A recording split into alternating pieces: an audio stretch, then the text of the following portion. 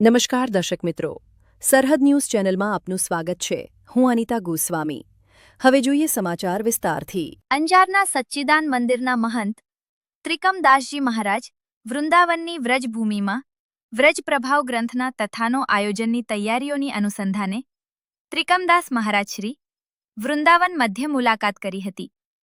તારીખ 22/3/2026ના ચૈત્ર સુદ બીજના વૃંદાવન વ્રજભૂમિ પર વ્રજ પ્રભાવ ગ્રંથના આયોજન, જેના મનોરથી આહિર સમાજ અગ્રણી વાસણભાઈ શિવાભાઈ માતા દ્વારા કરવામાં આવી રહ્યો છે, તેની તૈયારીઓના ભાગરૂપે વૃંદાવન મધ્યે કંથા અંજાર સચ્ચિદાનંદ મંદિર મહંતશ્રી ત્રિકમદાસ મહારાજશ્રી મુલાકાત કરી.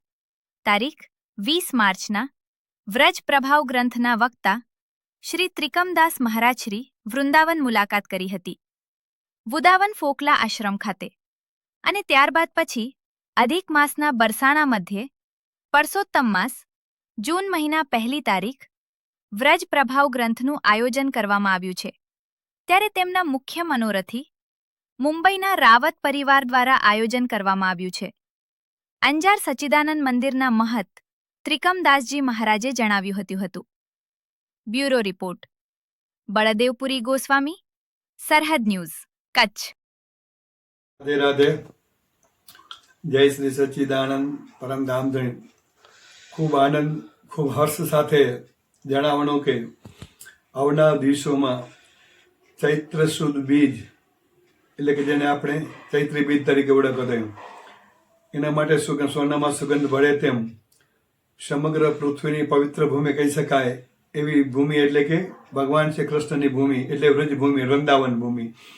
વૃંદાવનમાં ચૈત્ર સુદ બીજના તારીખની દ્રષ્ટિએ જોઈએ તો તારીખ 20 માર્ચથી એક ભવ્યાતિ ભવ્ય વ્રજ પ્રભા ગ્રંથ સપ્તાહનું આયોજન કરવામાં આવ્યું છે.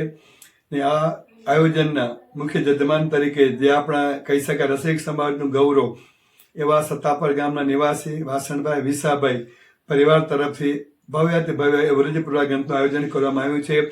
તો એની તૈયારીના ભાગરૂપે છેલ્લા 4 થી 5 દિવસ સુધી સમગ્ર વૃંદાવનની ભૂમિનો પ્રવાસ કર્યો.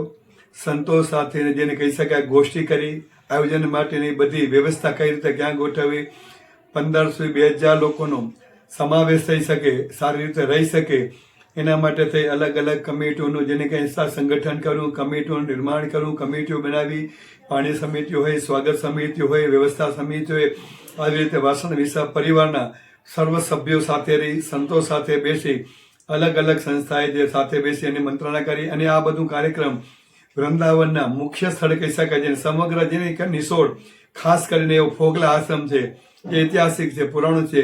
એ ફોકલા આશ્રમ ખાતે ચૈત્ર સુદ બીજ તારીખ 20 એટલે 20મી માર્ચના જે કરી 26 માર્ચ સુધીની કથાનું આયોજન કરવામાં આવ્યું છે. એ કથાની તૈયારીના ભાગરૂપે ત્યાં ગયેલા હતા. અને ત્યાર પછી વિશેષ કરીને એક વિશેષ આનંદ, એક સારા સમાચાર કહીએ તો જેને કહી શકાય શ્રી રાધે મહારાણી, જે ભગવાનનું હૃદય છે, રાધા રાધા રટતે બહુ બાધા મિટ જાય, અનેક જન્મ કે આ પદા રાધે નામ લે જાય, એટલે રાધેની ભૂમિ જેને કહી શકાય, એવી રાહ બોલતા ભગવાન પ્રગટ થાય એવી રાધેની ભૂમિ, એટલે કે વરસાણાની ભૂમિ. વરસાણા ગામમાં જે પણ એક વિશેષ આનંદની વાત છે કે ત્યાં પણ પ્રથમ વખત એક કથાનું આયોજન કરવામાં આવે છે વરસાણા ગામમાં. એ છે પવિત્ર માસ, જેને આપણે સનાતન ધર્મમાં લખીએ છીએ પવિત્ર માસ, એટલે કે પુરુષોત્તમ માસ. પુરુષોત્તમ માસ જેને આપણે કહીએ દર 3 વર્ષે આવતું હોય છે. તો પુરુષોત્તમ માસના જેઠ વદ એકમના, એટલે જૂન મહિનાની 1લી તારીખે શ્રીધામ બરસાણામાં ભવ્યાતે ભવ્ય એ વ્રજ પ્રભા ગ્રંથનું આયોજન ત્યાં પણ થવા જઈ રહ્યું છે. તો છેલ્લા 3 મહિનામાં 2 વ્રજ પ્રભા ગ્રંથનું પારણ, એ પણ પવિત્ર ભૂમિ વ્રજભૂમિ અને વરસાણા ભૂમિના મુખ્ય જેને કહી શકાય મનોરથી કહી શકાય, પરમ ભાગ્યશાળી કહી શકાય એવા રાવત પરિવાર, એ મુંબઈ, હાલે મુંબઈ, મૂળ પરાગ પર રાપરના, એ લોકો તરફથી છે.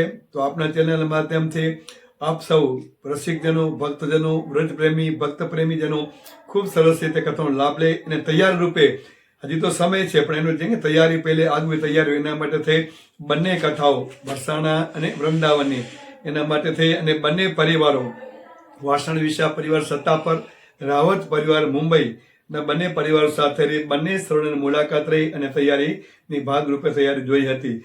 સૌને રાધે રાધે. જય શ્રી સતીદાનંદ બાંકે બિહારી લાલ કી જય, વૃંદાવન બિહારી લાલ કી જય, જમને મહારાણી કી જય, ગિરિરાજ ધરણ કી જય. રાધે રાધે.